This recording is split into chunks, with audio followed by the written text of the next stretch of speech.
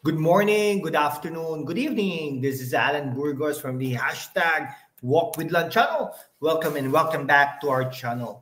Guys, if you are not yet subscribed to our channel, please do it so now so that you can be a part of this growing family. Officially, we are now 9,439 subscribers. Thank you so much guys.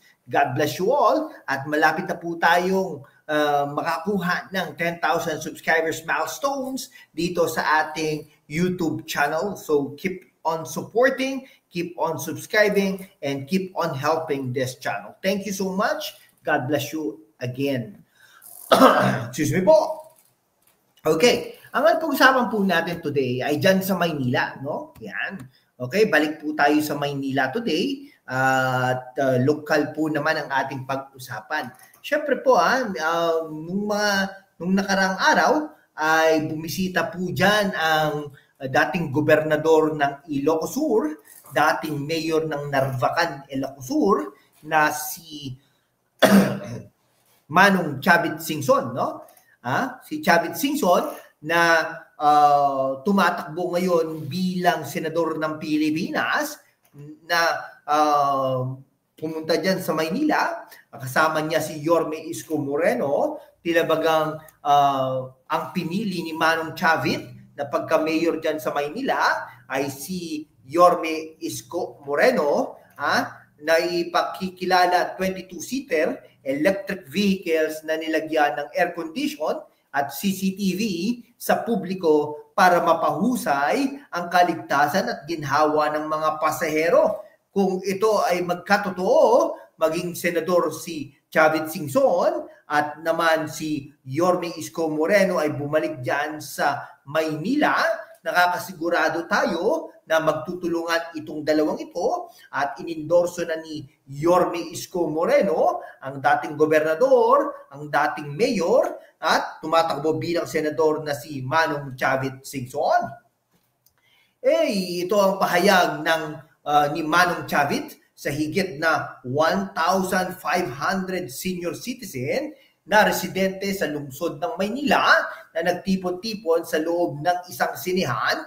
Ay tingin ko ang sinehan na yan ay sa SM Manila at kilalang mall kasabay ng pag-endorso sa kanya na nagbabalik alkalde ng Maynila na si dating Manila Mayor Francisco Isko Moreno Domagoso. Ayon kay Manong Chavit, ipapautang umano nito ng walang interes. Nako, napakalaking bagay niyan. Kung walang interes, sa halagang 1.2 million kada unit ang Egypt sa mga kwalipikadong makakakuha nito. Pero syempre, may tubo na rin ito. No? Kaugnay nito, isusulong din ni Manong Chavit na magkaroon ng sariling bank account ang bawat Pilipino sakaling siya ay maging senador ng bansa. Bakit hindi pa umpisahan ngayon? Di po ba, Manong Chavit? Sabi ni Singson, 77% ng mga Pinoy ay walang sariling bank account at 91% ang walang credit card, kung kaya't nahihirapan ang gobyerno na magbigay ng mga serbisyo tulad ng ayuda.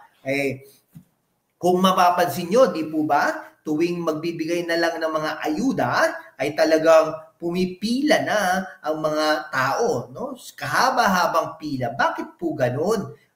Pag nagbibigay ng relief goods ay talaga namang nakapila ang mga tao, matanda, bata, may sakit, nakapila at may naaarawan, nahahanginan, nauulanan. Bakit po ganon? Di po ba? Nakakalungkot din talagang isipin. Etong mga yung mga nagtweet na mga unghang, anyhow, sakaling manalo daw ang Manong Chavit Singson na senador, agad daw gagawa ng panukalang batas si Singson na bawat 18 anyos pataas na Pinoy ang magkakaroon ng access sa mga bangko upang mas mabilis na maibababa ang tulong ng pamahalaan tulad ng mga ayuda.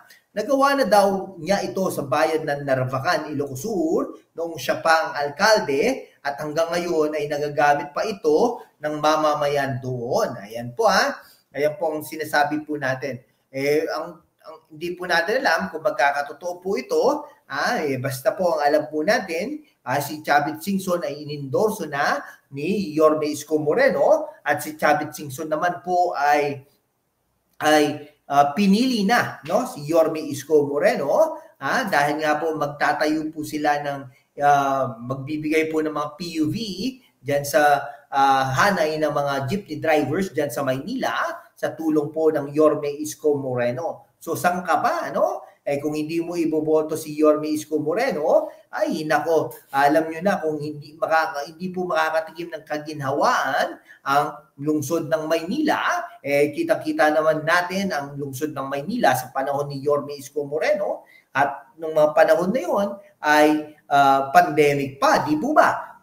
Kaya nga po tayo, mag-isip po tayo na mabuti na tulungan natin si Yorme Isko Moreno na bumalik dyan sa Maynila upang makita natin ang kagandahan ng Maynila, no? At bumalik ang sigla, may ilaw, malinis, may mga parke, may mga ospital, magagandang eskwelahan, mga pabahay, extraordinary kumbaga. So si Yorme Isko Moreno ang ating pamantayan ng mabuting magaling na mayor na sana gayahin ng Pasig City kung manalo si Vico Soto o di kaya naman si Discana, no? Ayan po ang katotohanan diyan. Kaya po isip-isip din po tayo diyan sa Caloocan City, no? I-re-elect din po natin si Malapitan upang magpatuloy ang kaginhawaan ay dyan sa Pasig City. Mag-isip-isip po tayo. Bahala po kayo kung gusto niyo pong Vico Soto o di kaya naman si Diskaya, ay sana naman ay mapabuti talaga ang Pasig, no?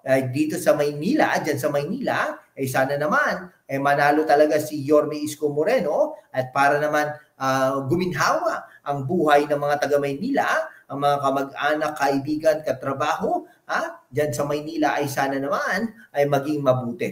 Okay? Malinis.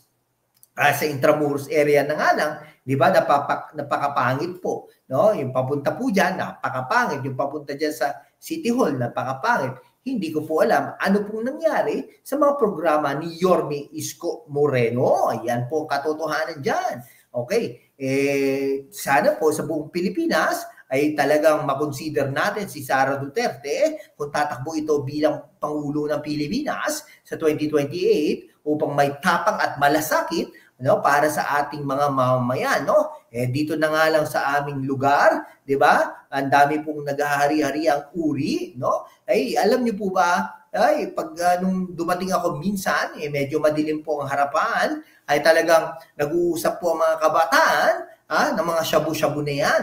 Kung saan po daw kukuha ng shabu, saan gagamit ng shabu, etc. etc. Kaya po tayo nananawagan po sa kapulisan na magronda-ronda din po tayo sa ating mga kapaligiran upang maging ligtas po ang ating mamamayan. O sige po, hanggang dito na lang po mga kaibigan ko. Maraming salamat po sa inyong lahat. Mabuhay po kayo. God bless you all.